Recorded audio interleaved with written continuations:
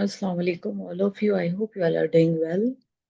As you know that I had started this lecture series, and in previous class we had covered, I mean, 11 lectures, and I'll continue this lecture series. I'll start from uh, National Assembly seats because in previous class we had covered this part. Now we will cover this part. So yeah, if you are new in my channel, don't forget to hit the like button and subscribe my channel. Okay.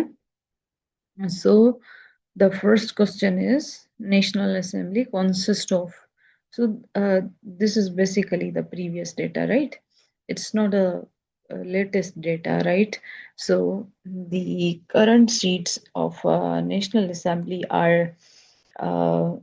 I must tell you that there are total three 36 seats, right? 336 seats of National Assembly, in which 60 are for women and 10 are for minorities. And if I'll talk about the upper house Senate, then it consists of 100 members. Okay. So, yeah, the next question is, if I'll talk about the next question, then it is like Pakistan became the member of UN on so Pakistan कब UN के member बने थे पाकिस्तान जो है वो UN का member 30 सितंबर 1947 में बना था और किसने अपोज किया था तो वही अफगानिस्तान ने पाकिस्तान को रिकॉग्नाइज करने से मना किया था उन्होंने अपोजिशन की थी दे opposed to recognize Pakistan in 1947 में ओके जब पाकिस्तान आज़ाद हुआ था तो ये भी पूछा जाता है कि कौन सा कंट्री है जिसने पाकिस्तान को पहले रिकॉग्नाइज किया था तो वो ईरान था राइट सो नेक्स्ट क्वेश्चन की तरफ आते हैं Hamdard and comrade was started by so it was started by मौलाना मोहम्मद अली मौलाना मोहम्मद अली जो थे उन्होंने ये स्टार्ट की थी हमदर्द एंड कॉमरेड ओके अब नेक्स्ट क्वेश्चन की तरफ आते हैं जमींदार जमींदार was bought about by Zafar Ali Khan जमींदार जो थी ये भी जो है वो लिखी गई थी ये इनके राइटर कौन थे वो कौन लिखते थे इनको तो वो थे जफर अली खान तो उन्होंने ये जमींदार लिखी थी day of deliverance was celebrated on 22nd दिसंबर 1939 में 1939 पे जो है वो डे ऑफ डिलीवरेंस मतलब निजात का दिन मनाया गया था क्योंकि जो है वो इससे पहले नॉन मुस्लिम्स की गवर्नमेंट थी जिसकी वजह से पाकिस्तान को बहुत ही ज़्यादा जो है वो प्रेजुडिस हार्डशिप और हम ये कहें कि बहुत ही अजियत के माहौल में उनको गुजारना पड़ा था क्योंकि अजान पे जो है वो करते थे एतराज जहाँ पे नमाज पढ़ी जाती थी मस्जिदों में तो बाहर उनके जो है वो ढोलक बजते थे और दूसरी भी चीजें वो करते थे जिससे काउ स्लॉटर पे उन्होंने जो है वो एतराज उठाए थे और डिफरेंट मतलब हार्डशिप्स फेस की थी मुसलमानों ने तो जब उन्होंने जो है वो गवर्नमेंट से इस्तीफा दिया तो मुसलमानों ने ये अनाउंस किया कि वो जो है वो डे ऑफ डिलीवरेंस सेलिब्रेट करेगी कब 22 दिसंबर 1939 को ओके नाउ और नेवर ये एक पंपलेट था जो चौधरी रहमत अली ने जो है वो लिखा था अब चौधरी रहमत अली ने ये 1933 में लिखा था कि अभी नहीं तो कभी नहीं नाउ या नेवर ओके सो ये चौधरी रहमत अली ने लिखा था pamphlet next is where was Albert Einstein born तो एल्बर्ट आइंस्टाइन जो थे वो जर्मनी में पैदा हुए थे who who is known as the nightingale of India India की नाइटिंगेल किसको कहा जाता है? तो वो, हाँ, आपको सबको पता है, वो सरोजिनी नायडू को कहा जाता है। Which of the following states of USA is called the mother of states? तो ये वर्जीनिया को कहते हैं मदर ऑफ स्टेट्स, और इसे हम मदर ऑफ प्रेसिडेंट भी कहते हैं। Who is known as the father of geometry? तो वो यूक्लिड को कहते हैं father of geometry. Okay. Who among the following is known as Fuhrer? Fuhrer किसे कहते हैं? फ्यूरर को जो है किसी का, तो हिटलर को जो है वो फ्यूरर भी कहा जाता था। ओके। वो जाने जाते थे बेसिकली इस नाम से भी। The largest delta is Bengal delta, जो बनती है कौन से रिवर पे? रिवर ब्रह्मपुत्रा, जो इंडिया में है, एंड द गैंजेस सुंदरबांस पे। ओके। अब नेक्स्ट वन लाइनर की तरफ आते हैं, तो वो है हॉटेस्ट प्लेस। तो हॉटेस्ट प्लेस जो है वो अजीजिया लिबिया है। लिबिया में अजीजिया हॉटेस्ट प्लेस है। ड्राइस्ट प्लेस वो कौन सा है? खुश्क जिसे हम कहते हैं ना, ड्राई, तो वो है अटाकामा डिजर्ट, जो है चिली में। अब चिली कहाँ है? अटाकामा डेजर्ट जो है वो चिली में है। और चिली कौन से कॉन्टिनेंट में है? तो ये है साउथ अमेरिका में, राइट। जिसे हमने लास्ट टाइम अमेजोन का पढ़ा था ना। लास्ट क्लास में मैंने आपको अमेजोन का बताया था कि अमेजोन को क्या कहा जाता है। I just want to tell you कि अमेजोन के बारे में क्या था कि, वेल, प्रीवियस क्लास में जो है वो हमने पढ़ा था अमेजोन के बारे में। तो वो भी कहाँ पे है? अमेजोन रिवर जो है वो भी साउथ अमेरिका में है। जैसे मैंने आपको उससे रिलेटेड दूसरे भी एमसीक्यूज बताए थे कि एंडीज माउंटेन भी साउथ अमेरिका में है। और ब्राजील उनका जो है वो बड़ा कंट्री है जहाँ पे अमेजोन फॉरेस्ट भी है। तो उससे हम कहते हैं लंग्स ऑफ द वर्ल्ड। और ऊपर हम देखेंगे तो वेनेजुएला में एंजल फॉल्स है, जिसे हम लार्जेस्ट फॉल कहते हैं, राइट, वाटरफॉल। और उससे ऊपर हम लोग जाएं तो उधर पनामा कैनाल है, जो नॉर्थ एंड साउथ अमेरिका को एक दूसरे से जोड़ता है, और पैसिफिक और एटलांटिक ओशन को अलग करता है एक दूसरे से।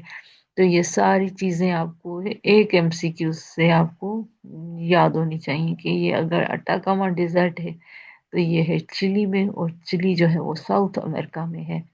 और साउथ अमेरिका के सारे फैक्ट्स आपके माइंड में आने चाहिए जब हम लोग पढ़ें तो। Okay. Next one liner is most spoken languages. तो ये है Mandarin Chinese, right, Mandarin Chinese.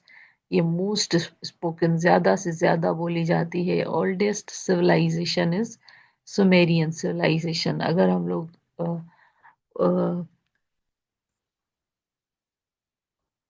Old civilisation की बात करें तो इन्होंने पूछा है कि वो कौन सी है।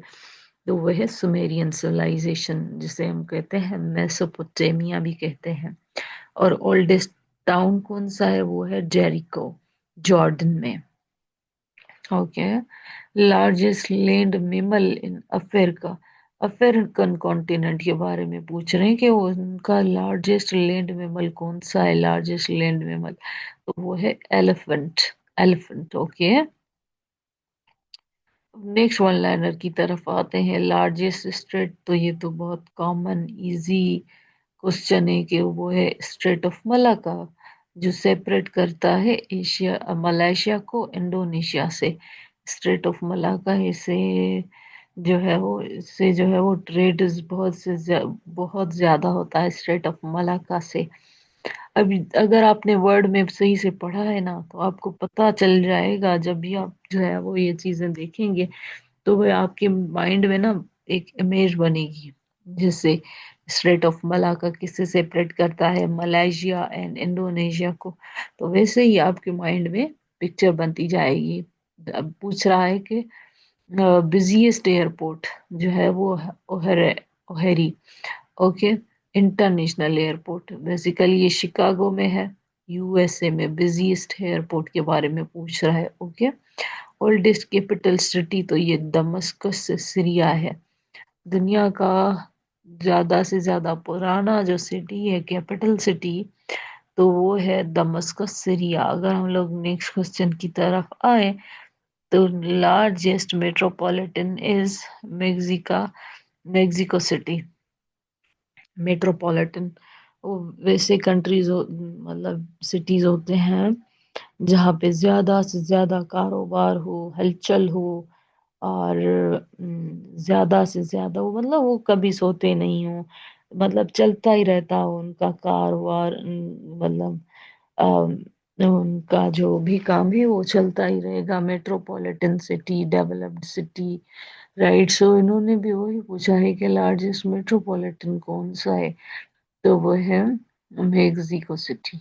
Largest metropolitan Mexico city. Okay, longest day is 21st June and the shortest day December 22। अब जून जो होता है ना, जून में गर्मियाँ होती हैं, तो जून में आपको पता है कि गर्मियाँ भी होती हैं, बड़े दिन होते हैं, रातें छोटी होती हैं। और जैसे अभी दिसंबर चल रहा है, ईयर भी एंड होने वाला है, और सीजन्स को भी अगर आप देखें तो ये ऐसा सीजन होता है ना कि ना ठंडा ना गर्म, कभी ठंडा और कभी गर्म, मतलब अ, कि आपकी जो है वो अपनी तबीयत या कैफियत में जो है वो चेंजेस आने लगती हैं, जिसे हम लोग सीजनल ब्लूज कहते हैं ना। तो ये होता रहता है। तो ये अ, इसमें क्या होता है कि जो डेज होते हैं वो क्या हो जाते हैं, शॉर्ट हो जाते हैं, और रातें जो होती हैं वो लंबी हो जाती हैं, क्योंकि सर्दियों की रातें जो होती हैं वो लंबी होती हैं, और दिन जो होता है वो बिल्कुल छोटा हो जाता है। ये दिसंबर में होता है। तो ये आपके दिमाग में ना वैसी पिक्चर बननी चाहिए, और 21 22 ऐसे। ओके, अब पेनिनसुला की बात हो रही है कि बड़े से बड़ा पेनिनसुला कौन सा है। अरेबियन पेनिनसुला है। अभी ये देखेंगे ना अगर मैप में, तो वो ऐसे है कि ये ऐसे पेनिनसुला बना हुआ है ना, तो तीन तरफ से पानी आ रहा है, एक तरफ से लैंड है। तो ये पूछ रहे हैं कि सबसे बड़ा पेनिनसुला कौन सा है, तो वो है Arabian peninsula. Okay, next question की तरफ आते हैं। American astronaut Neil Armstrong was the first man to step on the surface of the moon on 21st July 1969 में। नील आर्मस्ट्रॉन्ग किस कंट्री से थे, अमेरिका से थे। ओके, और उन्होंने क्या किया था कि पहली बार फर्स्ट मैन जो थे वो उन्होंने मून के सरफेस पे कदम रखा था ऑन 21 जुलाई 1969 पे। ओके, साउथ चाइना सी की बात हो रही है। Is the largest sea. South China sea is the largest sea. अब दलाल स्ट्रीट जो है वो स्टॉक एक्सचेंज के लिए फेमस है, बॉम्बे इंडिया। अब दलाल स्ट्रीट अगर स्टॉक एक्सचेंज की मार्केट सेल और परचेज के लिए फेमस है, तो आप इसके नाम से ही ना अंदाजा लगा लेंगे, इसमें लिखा हुआ है दलाल स्ट्रीट, ये दलाल स्ट्रीट है, राइट। जहाँ पे क्या होता है, स्टॉक एक्सचेंज होता है, और ये बॉम्बे इंडिया में है। अब बॉन्ड स्ट्रीट को ऐसे ही आप बॉन्ड जो है वो करके याद रख लेंगे। Bond street is situated in London and it is famous for tailoring and jewellery. For example, अगर कोई बॉन्ड बन रहा है, ऐसे ही इट्स अ निमोनिक टेक्निक ना, आपको सिर्फ याद कराने के लिए। तो जब एक कोई बंदा या एक women they decided to get married, तो ये एक बॉन्ड बनाता है। तो ये एक बॉन्ड से आप याद रख लें कि तो फिर वो क्या लेते हैं, ज्वेलरी लेते हैं, शॉपिंग वगैरह करते हैं, and they prepare for their marriage. So this is just a technique, right. Please don't take it see so seriously. ये सिर्फ मैं एक निमोनिक टेक्निक आपको बता रही हूँ। तो bond street is famous for jewelry. Okay, जो लंदन में है। Eros in Greek mythology was the Greek god of love. Eros जो थे वो ग्रीक माइथोलॉजी में क्या थे, ग्रीक माइथोलॉजी में से क्या कहते हैं हम लोग, ग्रीक गॉड ऑफ लव कहते हैं इसे। ओके, अब नेक्स्ट क्वेश्चन की तरफ आते हैं। Salisbury university is a Maryland university of national distinction. ये सैलिसबरी यूनिवर्सिटी जो है वो मैरीलैंड यूनिवर्सिटी है, जो जिसकी एक डिस्टिंक्ट आइडेंटिटी है, या एक डिफरेंशिएट करती है एक चीज को दूसरी से। Salisbury university is a Maryland university of India, university of national distinction. Okay, so ये थे हमारे आज के एमसीक्यूज, और ये सारे रिपीटेड क्वेश्चंस हैं। मैंने इससे मोस्टली लोगों को फेल होते हुए भी देखा है, बट ये जो है वो आप याद रख ले। राइट, जितने भी एमसीक्यूज वन लाइनर हैं, इनमें से बहुत सारे एमसीक्यूज मैंने देखे हैं, सीएसएस में भी देखे हैं, पीएमएसपी में भी देखे हैं। तो ये आप याद रख लें, और अगर आप मेरे चैनल पे न्यू हैं तो लाइक और सब्सक्राइब करना, चेक करना और अपने व्यूज देना मत भूलिएगा। थैंक यू, अल्लाह हाफिज, टेक केयर।